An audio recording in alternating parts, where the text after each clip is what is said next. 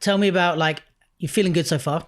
Yeah. Because this is going to come out Saturday, so we got a week until your finals performance. Yeah. Because it's the next Saturday, isn't it? Yeah. So 10th of October. 10th of October, I need everyone, all the community, Yes. dance community. Let's go, guys. I don't know how much following I got, but anyone that is listening, let's tune in and vote for Bones. Yeah, so I'm excited. I'm really excited to have even got through to the final. Did you? How far did you see yourself going when you entered? Did you think you'd get far? Do you know, at the time when I did the audition, it was more about just doing an amazing audition that you can have as a piece of footage that you can use for an amazing show reel. And so, like, if I only get this far, I'm still happy. Yeah, you want to have the best of me, because that's, you know, most people I know from my probably don't watch the show.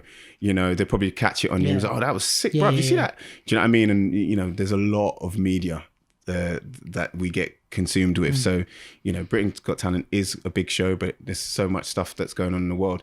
So it was just, initially, it was just to, you know, just having a great audition. And then obviously, you know, you always want to get to the finals. You always want to win it, for example. But you've got to take it step by step. So when I got through to the semis, I was like, okay, cool. I kind of like, do you know what? Like, I need to get to the final now. Do you know what I mean? I got that. So when as soon as you knew you got to the semis, you were like, oh, I can't stop here. Do you know what? I need to get to the I don't want to come out in the semis, you know.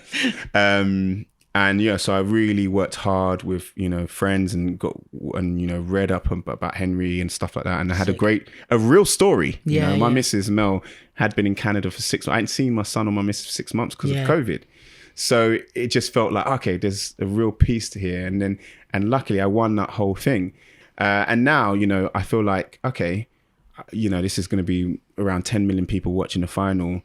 Now is the time to do a performance that, you know, I can be proud of and be like, regardless of whether or not whatever happens, and hopefully I win the show.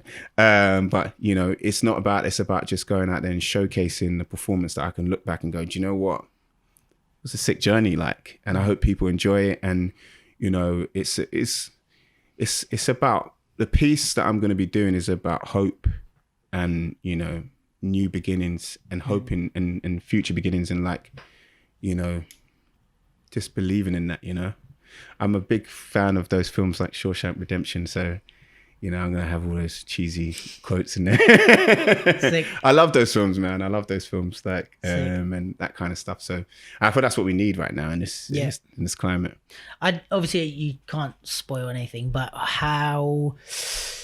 what can you tell us about what you've kind of learned so far that you want to, like, put into the finals, or is there nothing you want to talk about that? No, I can tell you, because, like, I think in the first audition, it was like, I feel the first audition was a bit badass, you know, like, it was a bit like, I appear behind Simon, and the conditions were nuts, because, you know, like, we had Sarah that was behind Simon, and how did he transform, and, you know, all the audience, and I felt it was a great, what the fuck, how did he do that moment, as well as good, you know, good messaging behind it, the historical aspect I touched on.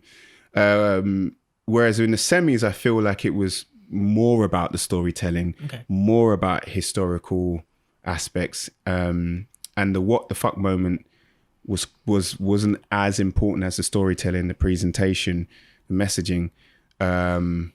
Was that on purpose, or is that looking back you realize? Looking back, like, I feel like it was the piece as well is like, you know, if you put too much magic in that particular piece, I don't know, I feel like it could have taken away from what the story was about, the presentation. Like, you can't put too much, like, what the fuck, how did he do it? Because it was basically just like one trick, like a lead up to that. Whereas like you're saying, if you put too many little bits and other little allusions in, it would have... It's just like, it sort of detracts of, like, your messaging. Like, I think good storytelling, you should have good messaging and clear put. Whereas with the final, I think, like, I want to try and encompass all of that.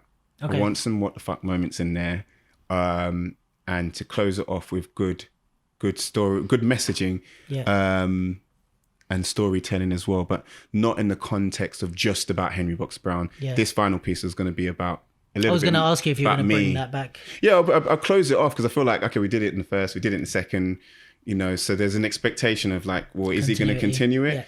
I want to sort of use that to try and talk more about myself, and let people know a bit more of my background, and the future beginnings. So, Sick. yeah. Oh, that's really good to hear, man. Well, fucking best of luck with that. Thanks, bro. Tuning in.